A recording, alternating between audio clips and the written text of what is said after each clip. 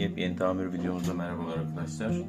Mutfaklarda kullanmış olduğumuz tapır ürünlerinin genelde makara ipleri kopuyor arkadaşlar. Bununla ilgili ne yapıyoruz? Sizlere adım adım onu göstereceğim arkadaşlar. Zaten bu kısmı temizlik amaçlı sıklıkla açıyorduk.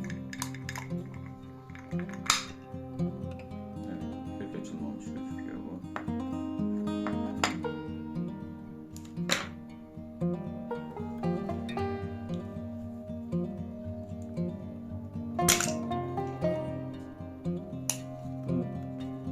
Vidamıza uygun tornavida yoksa pense yardımıyla da bu şekilde açabilirsiniz arkadaşlar. Genelde ip parçalanıyor ve bakın buralara ip parçaları dökülüyor arkadaşlar. Gördüğünüz gibi vidasını söktük. Ulunu aldık. Bir kere ipi böyle sökmeyin arkadaşlar. Evet. Bakın ip resmen erimiş. Kopacağını da belli etmiş arkadaşlar. Ancak bakın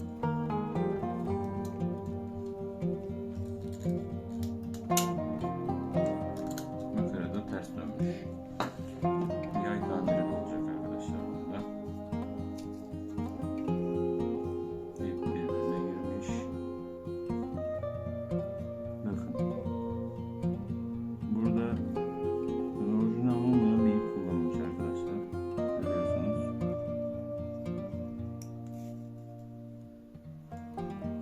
Bu ip dolanarak hep makinenin içine girmiş arkadaşlar. Gördüğünüz üzere. Şimdi ne yapıyoruz? Öncelikle makolundaki ipi de temizleyeceğiz arkadaşlar. Burayı da çıkaracağız.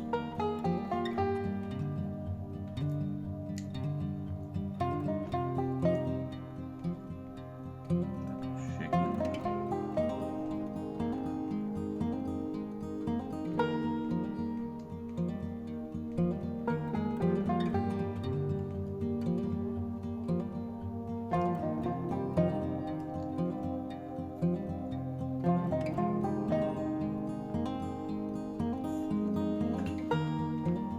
Tornavida yardımıyla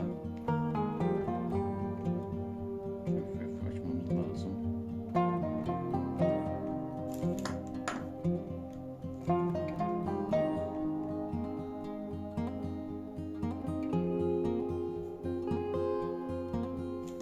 Şu şekilde. Tornavida bazen girmeyebilir, bazen yapışmış oluyor arkadaşlar bu kısım. Bunun için farklı bir bıçakla destek olacağız bu noktaya.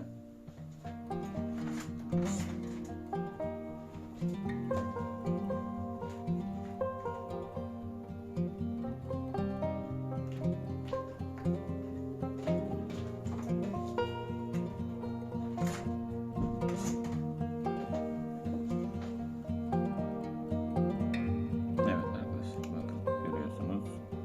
Evet, hafiften tırnağı tuttuk ve öbür taraftan da şimdi burada yapmamız gereken adım şu arkadaşlar. Buradaki tırnağa da zarar vermemek için böyle oynatarak hafif hafif tırnaklarımızın ikisi de sağlam. Buradaki tırnak tutucu plastiklerimiz de sağlam arkadaşlar. İpi buradan çekiyoruz. Evet, şu anda cihazımız açıldı. Makaramız açıldı ve montajı hazır arkadaşlar. Ne yapıyoruz? Şu şekilde bakın.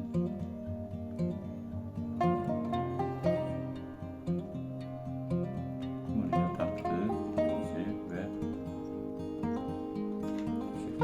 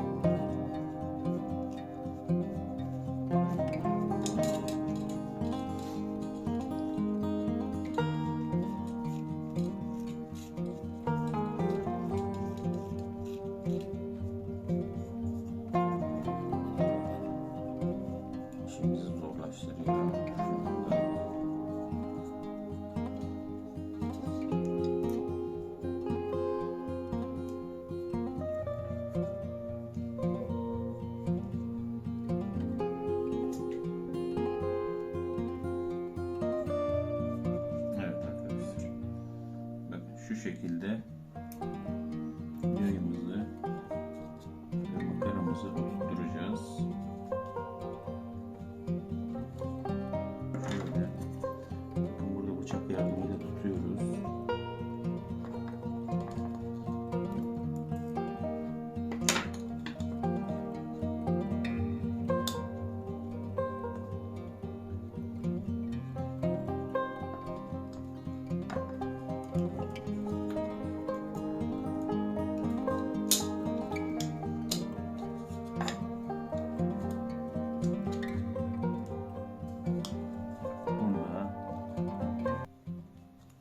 Oluk olan kısma denk getirip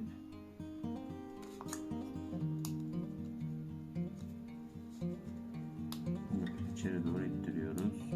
Şimdi sıkıştırdık, bıçakla tuttuk ve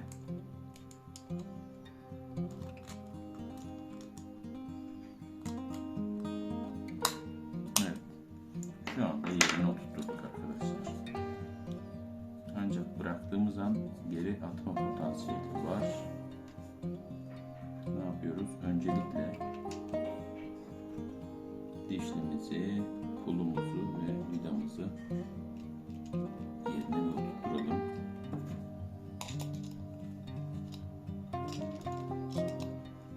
Şu şekilde vidamızı sıkıyoruz.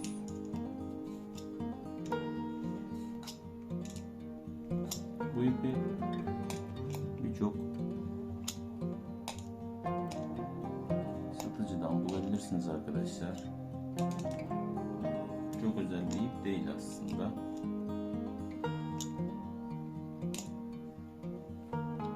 Sorduğunuzda söylerler.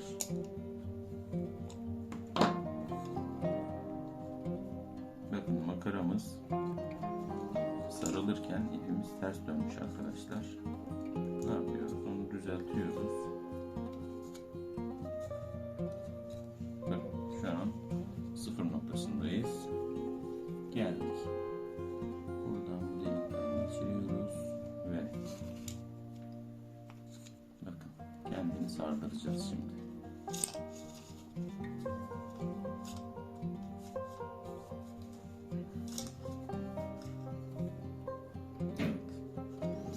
Bakın arkadaşlar, tam olarak ipimizi çekemediyse eğer ne yapıyoruz? İpi tekrar içeri alıp bir tur, iki tur, üç tur daha çevirirsek tamamdır. Bakın.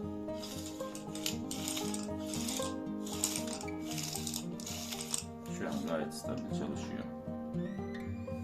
Yani gerginlik seviyesini ne kadar istiyorsunuz? Bu da önemli. Çok gergin olsun istiyorsanız ne yapacağız? İpi alıp bir tur daha çevireceğiz mesela. Daha sert bir çekim istiyorsak bakın.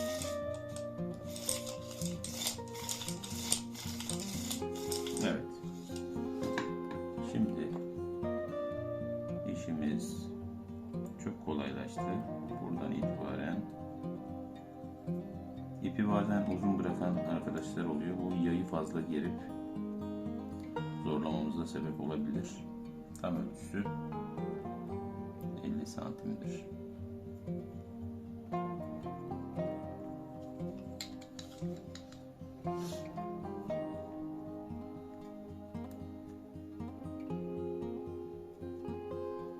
Evet. İpimizi tekrar düğümledik ve bak şuradaki tırnağı oturttuk. Bu şekilde.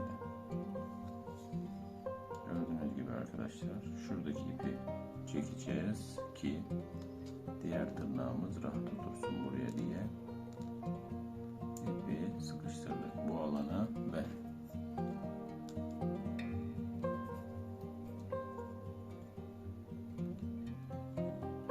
şu şekilde arkadaşlar, pardon, şu şekilde önce ipin olduğu bölgede ipi tutmasın diye orayı oturtturuyoruz ve evet,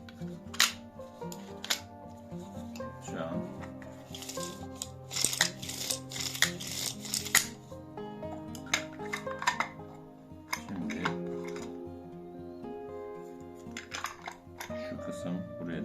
olmayacak şekilde oturtuyoruz. Evet.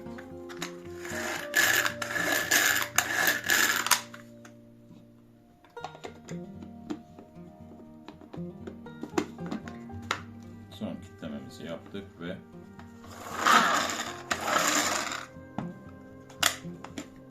ters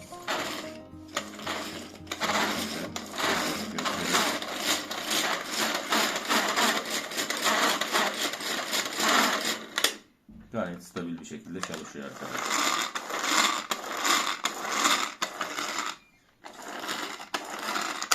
İzlediğiniz için teşekkürler. Her türlü mekanik, elektronik, telefon, tablet, bilgisayar, yazıcılarınızla ilgili, televizyonlarınızla ilgili arızalarınızı yorumlardan herhangi bir videonun altına yazabilirsiniz. Hemen cevaplayıp sizlere en uygun, en masrafsız tamir yöntemini öneririm arkadaşlar. Beğenmeyi, abone olmayı unutmayın. Arkadaşlarınıza lütfen kanalımızı, videomuzu göndererek önerin arkadaşlar. Teşekkürler, iyi günler.